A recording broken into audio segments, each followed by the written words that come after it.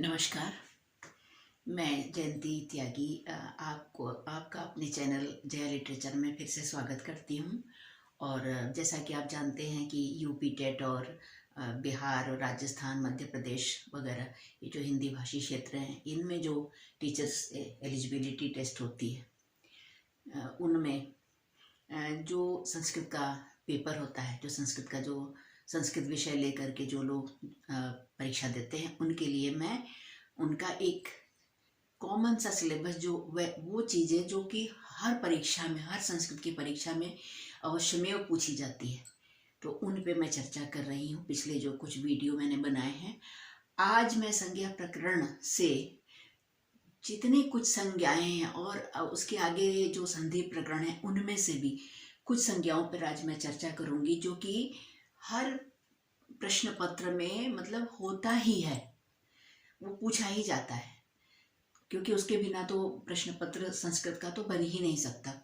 तो आज हम जो संज्ञा प्रकरण के अंदर कुछ जो प्रमुख संज्ञाएं हैं, उनका मैं आपके सामने आज जो है मतलब उनके बारे में बात करेंगे आज हम। तो सबसे पहले हम जो आपको सबसे पहले हम बताएंगे कि जो माहेश्वर सूत्र का जो प्रारंभ ही हो रहा है ना, आयुडरिल्ली के ओंगइयो छह व्रट लणियम गणनम झपय गणतक जब गणदश ख फ छ ठ थ चटतव कपय शक्सर हल।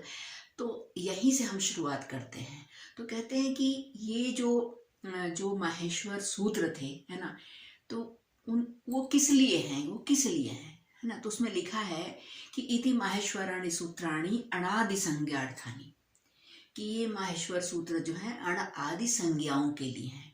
तो अण आदि संज्ञा का अर्थ होता है नाम, है ना। व्यक्ति, वो आपने मतलब छोटी कक्षा से पढ़ते आ रहे हैं कि संज्ञा जो है किसी व्यक्ति, वस्तु, स्थान आदि के नाम को कहते हैं। तो यहाँ पर जो है शब्दों के जो नाम हैं, जो प्रत्याहारों के नाम हैं, है ना, जो विविध जो नियम जो बनाए गए हैं ना, उनके कुछ न कुछ नाम रखे गए हैं। तो उन नामों को ही जो है संज्ञा कहते हैं। वैसे उच्चारण तो संज्ञा है, लेकिन हम लोग बचपन से ही संज्ञा ही बोलते चले आ रहे हैं, तो आप समझ जाइए कि, है ना, कि वो अभ्यास में पड़ा हुआ है। तो आज हम सबसे पहले यहीं से शुरुआत करेंगे कि जो माहेश्वर सूत्र है ना, वो किस लिए है ना, और उससे जो है वो मतलब किस संज्ञा के लिए है। तो लिखा है इति माहेश्वराणि सूत्राणि अणादि संज्ञार्थानि, अण आदि संज्ञाओं के लिए है। ठीक है। तो अब अण आदि, अब समझ तो गए हैं कि अण आदि क्या है। अण आदि क्या है? जो प्रत्याहार हैं, जो 42 प्रत्याहार हैं। पहले के वीडियो में मैंने इन 42 प्रत्याहारों के बारे में विशद चर्चा की है ना। तो उन्हीं अण आदि प्रत्याहारों की सिद्धि के लिए ये अण आदि संज्ञाएं हैं, है ना। तो हम कहेंगे कि फिर ये अण आदि संज्ञाएं जो है बनती कैसे हैं, है ना। तो उसके लिए बताया गया है कि जो उससे पहले मतलब बताया गया है कि एषामन्त्या इतः, कि ये जो माहेश्वर सूत्र हैं, उनका जो अंतिम वर्ण है वो इत है ना। तो उसमें ये कहा गया है कि कैसे बना है ये जो अण प्रत्याहार वगैरह, कैसे बना है, ये अण आदि संज्ञाएं पड़ी कैसे हैं, है ना। तो यही हम थोड़ा सा बताएंगे कि इसमें कहते हैं कि देखिए कि ये जो माहेश्वर सूत्र हैं, इसमें कहते हैं कि इसमें जो अन्तेन इतासह आदि मध्यगानां स्वस्य च संज्ञा भवति, है ना। अन्तेन इतासह मतलब अंतिम इत के साथ आदि वर्ण जो है मध्यगानां बीच वाले वर्णों और स्वस्य च संज्ञा भवति, और अपनी भी वो संज्ञा होता है, मतलब अपना भी वो नाम लेता है। जैसे देखिए अयुण है,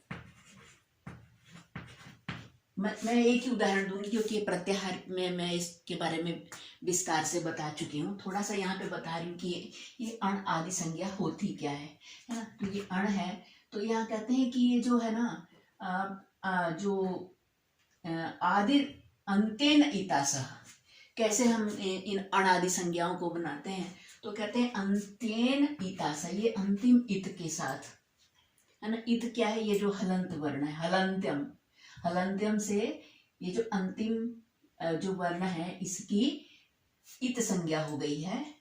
तो अंत्येन इता सह, अंतिम इत के साथ आदि माने यह अवर्ण जो है वो मध्यगा नाम जो बीच में है उनकी और स्वस्य च और अपनी भी संज्ञा होती है।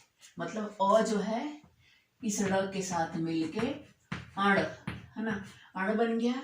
और ये इस अण से अ अपनी तो होगा ही, अपना नाम तो खुद को देगा ही, लेकिन ये जो मध्यगा नाम, ये जो बीच में है दोनों अ ई और उ है ना, इन तीनों का भी वो वाचक या बोधक होगा। तो ये अण आदि अण मतलब अण अच अक ये जितने भी प्रत्याहार हैं, तो एक तो ये संज्ञा हो गई, ठीक है। इसके बाद दूसरी संज्ञा है इत संज्ञा, है ना। तो इत संज्ञा जो है कैसे होती है, अभी मैंने इसका नाम भी लिया था। इत संज्ञा मतलब जो अंतिम जो प्रत्याहार जो माहेश्वर सूत्र हैं उनका जो अंतिम वर्ण है उनको इत संज्ञक कहा गया है। और उनको इत क्यों कहा गया है उससे पहले कहा है, देखिए दूसरा मैं लिखती हूँ। इत संज्ञा का विधायक है जो सूत्र कैसे करता है, वो हलंत्यम से करता है ना।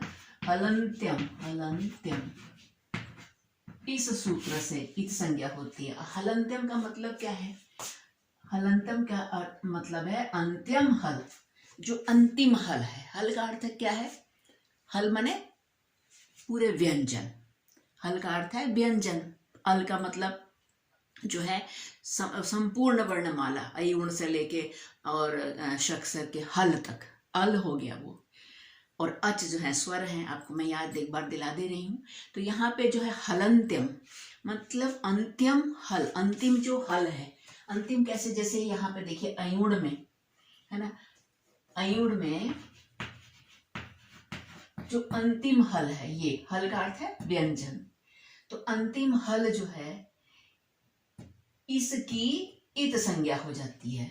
अब हलंत्यम से पूरी बात तो समझ में आती नहीं है, कह दिया कि अंतिम, हलंत्यम का तो इतना ही अर्थ है कि अंतिम हल। तो क्या अंतिम हल, उसमें लिखा है लघु सिद्धांत कौमुदी में कि सूत्रेषु अदृष्टम पदम सूत्रांतराद अनुवर्तनीयम सर्वत्र, कि सूत्र में, जैसे ये सूत्र इतने से स्पष्ट नहीं हो रहा है, तो सूत्रेषु अदृष्टम पदम, जो पद जो भाव जो अर्थ दिखाई नहीं दे रहा है वो सूत्रांतरात दूसरे अन्य सूत्रों से अनुवर्तनीयम सर्वत्र, सब जगह जो है लेने का विधान पाणिनि जी ने किया है। सूत्रेषु अदृष्टम पदम सूत्रांतरात दूसरे सूत्रों से अनुवर्तनीयम मतलब अनुकरण कर लेना चाहिए, अनुवर्तन उनकी आवृत्ति मतलब उनका आगम कर लेना चाहिए। तो यहाँ पर इत संज्ञा जो है हलंत्यम से, हलंत्यम का पूरा अर्थ है ना यही हुआ कि जो अंतिम हल है ना, अंतिम जो हल है ना, हलंत्यम का ये अर्थ है कि अंतिम जो हल है उसकी इत संज्ञा हो जाएगी, उससे इस ड़ की जो है इत संज्ञा हो जाएगी, है ना।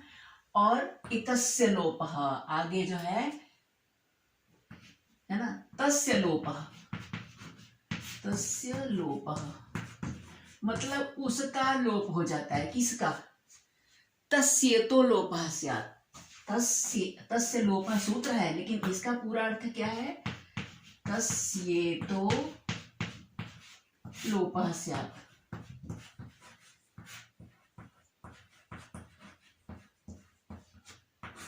तस्य इतो लोपः स्यात्। तस्य मैंने उस, ये तस किसके लिए आया है, उस इत के लिए। देखो तस गुण संधि हो गई है, तस्य इतो, इतो का अर्थ है इत का, उस इत का लोप हो जाता है, तस्येतो लोपः स्यात्, है ना। इस पहले तो हलंत्यम से इसकी जो है इत संज्ञा हो गई, तस्य लोपः से उसका फिर लोप हो गया, है ना। अब और यहीं पर आगे बताएंगे कि जो है जो वर्तमान होता है, जो प्रसक्तस्य दर्शनम लोप संज्ञा स्यात्, लोप संज्ञा जब पढ़ाएंगे तो बताएंगे कि उसको लोप संज्ञा क्यों कहा जाता है। तो हलंत्यम से इसकी जो है पहले इत संज्ञा हो गई, और तस्य लोपः मतलब तस्य इतो लोपः स्यात्, उस इत का लोप हो गया, तस्य इतो लोपः स्यात्, इससे, ठीक है, तस्य लोपः से उसका लोप हो गया। तस्य इतो लोपः स्यात्, ये तो तस्य लोपः की व्याख्या है ना। तो इस तरह से तो इत संज्ञा जो है, इस तरह से जो है इत संज्ञा के बारे में आप पहले भी जानते हैं, और थोड़ा सा मैंने और याद भी दिला दिया। अब इसके बाद है अनुनासिक संज्ञा।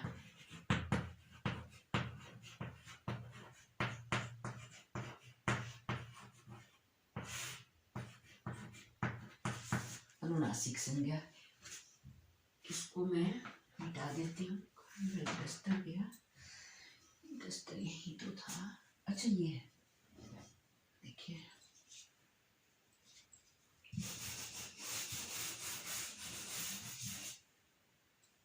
ठीक है, अनुनासिक संज्ञा पूरा लिख देती हूँ। अब अनुनासिक किसको कहते हैं, अनुनासिक संज्ञा कहते हैं किसको, किसकी अनुनासिक संज्ञा होती है, कहते हैं मुख न, वो आपने पढ़ाई है, मुख नासिका वचनो अनुनासिका, मुख सहित नासिकयोच्चार्यमाणो वर्णो अनुनासिक संज्ञो भवति, है ना। मुख के साथ, है ना, नासिका, मुख के साथ नासिका के सहयोग से जो वर्ण उच्चारित होता है ना, उसको हम क्या कहते हैं, वो होता है अनुनासिक संज्ञा, उसको हम अनुनासिक कहते हैं, है ना। जैसे अब जैसे ये य है, इसके ऊपर ये लगा दिया अनुनासिक, ये सॉरी ये तो वो हो गया, सॉरी ये तो अनुस्वार हो गया। अनुनासिक क्या है, यमगणनम, यमगणनम जो है वो क्या है, अनुनासिक है, क्योंकि उसका जो उच्चारण है मुख और नासिका। यमगणनम, ये देखिए य म न र न, ठीक है। तो यमगणनम ये जो है कि इन वर्णों का उच्चारण मुख से भी और नासिका से भी होता है। अब मुख के जो अलग अलग जो हिस्से हैं, ये सारे तो मुख कह देने से तो पूरा मुख के अंदर के जितने भी अवयव हैं, जितने भी भाग हैं, पार्ट्स हैं, स्थान हैं, उन सब का बोध होता है। लेकिन जब एक वर्ण विशेष की बात करते हैं तो एक खास स्थान का ही बोध होता है। अब ये यम आपको पता ही है कि जो है पहले जो है ये कवर्ग में आता है ना, ये कवर्ग का 5वां अक्षर है, ठीक है। तो अब ये मुख से तो होगा ही, मतलब कंठ, अकुह विसर्जन यानम कंठ, उससे कंठ से तो ये होगा ही, है ना, इसका उच्चारण। और साथ में कहाँ से होगा, यमगणनानाम नासिका च, ये आपने पढ़ा होगा, यमगणनानाम नासिका च, यम ङ ड़ न और म, इनका उच्चारण नासिका च का मतलब और नाक से भी, मतलब ये अपने अपने जहाँ जिस जिस ये वर्ग में है वहाँ वहाँ उनका जो उच्चारण स्थान है वहां से तो उच्चारित होंगे ही, साथ में नासिका से भी होंगे, ठीक है। इसीलिए ये अनुनासिक हो गए, इसीलिए ये अनुनासिक वर्ण है, तो इनकी अनुनासिक संज्ञा हो गई। जैसे य जो है कंठ प्लस नासिका, नासिका। म जो है उपपद्मानियानाम मोष्ठौ, पवर्ग में आता है ना, ठीक है। तो ये म का जो है उच्चारण स्थान क्या हो गया, उपपद्मानियानाम ओष्ठ, ओष्ठ प्लस नासिका, क्योंकि अनुनासिक है तो नासिका से होगा ही। तो हम यहाँ उच्चारण स्थान नहीं पढ़ा रहे हैं, हमारा मकसद है कि इनकी यमगणनम की जो है अनुनासिक संज्ञा हो जाती है।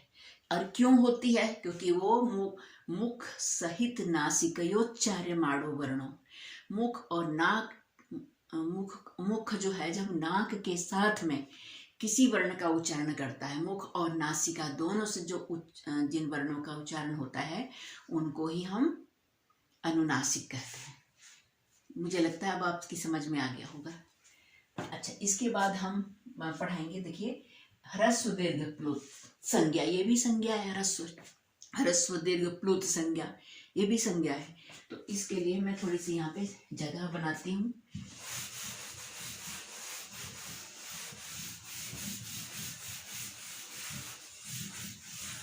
देखिए ह्रस्व दीर्घ और प्लुत, है ना, तो ह्रस्व दीर्घ और प्लुत संज्ञा।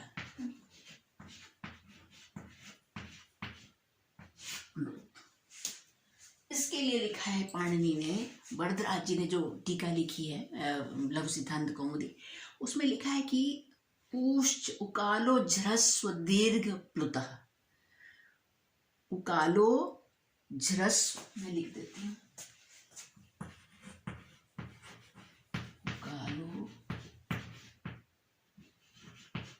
झ्रस्व दीर्घ प्लुतः।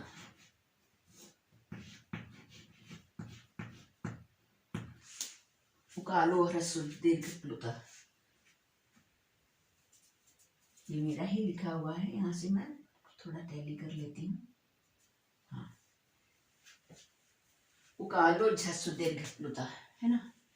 तो इसका मतलब क्या है कि इसका मतलब है, देखिए ऊ के, देखिए यहीं से निकालते हैं, ऊ के, छोटा ही लिखा है यहाँ तो, है ना। उकालो, एक मिनट में देख कंफर्म ही कर लेती हूँ, बड़ा ही है, ठीक है।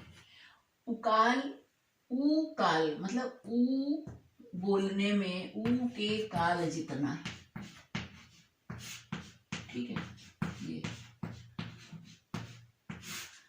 ऊ के काल जितना काल, है ना, उकाल का ये अर्थ हुआ है। और यहाँ पे संधि हुई है ना, चयो अन्यतरस्या में हम आपको व्यंजन संधि में पढ़ाएंगे। यह है ह्रस्व दीर्घ और प्लुत। तो देखिए ऊ मैं भी समझा दूंगी, ऊ है ह्रस्व, है ना, ऊ दीर्घ और ऊश, इसको हम ऐसे कह सकते हैं, ऊश्च ऊश्च ऊश्चव ऊश्च। इसका मतलब है 3 बार ऊ बोलने में जितना समय लगता है ना, 3 मात्रा का। अब देखिए इसका अर्थ मैंने ये लिख लिया, अब इसका अर्थ समझाती हूँ।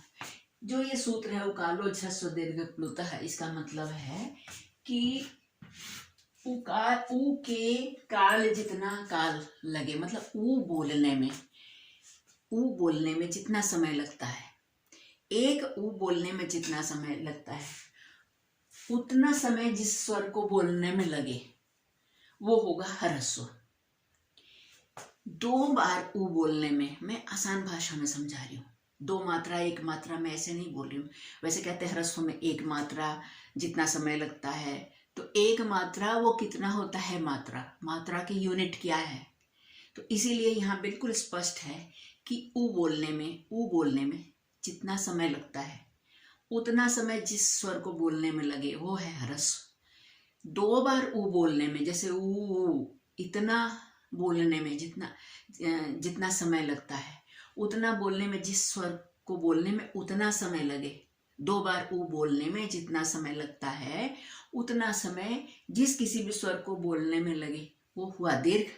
और 3 बार ऊ बोला जाए, जैसे ऊ ऐसे बोला जाए, ऊ ऐसा बोला जाए, तो ये जो स्वर है 3, अब वही 3 मात्रा कह दिया, मतलब 3 बार ऊ बोलने में जितना समय लगेगा, वो समय, उतना समय जिस भी स्वर को बोलने में लगता है वो स्वर होगा प्लुत।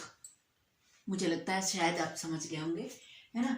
यही इसका मतलब है कि उकाल के समान, है ना, ह्रस्व दीर्घ और प्लुत होता है। इसको जो है स्पष्ट करने के लिए बताया है कि 1 बार ऊ बोलने में जो है जितना समय लगता है वो है ह्रस्व, और ये बड़ा ऊ का ये चिन्ह हो गया दीर्घ। जब 2 बार ऊ बोला जाए, है ना, तो जितना समय लगता है वो है दीर्घ।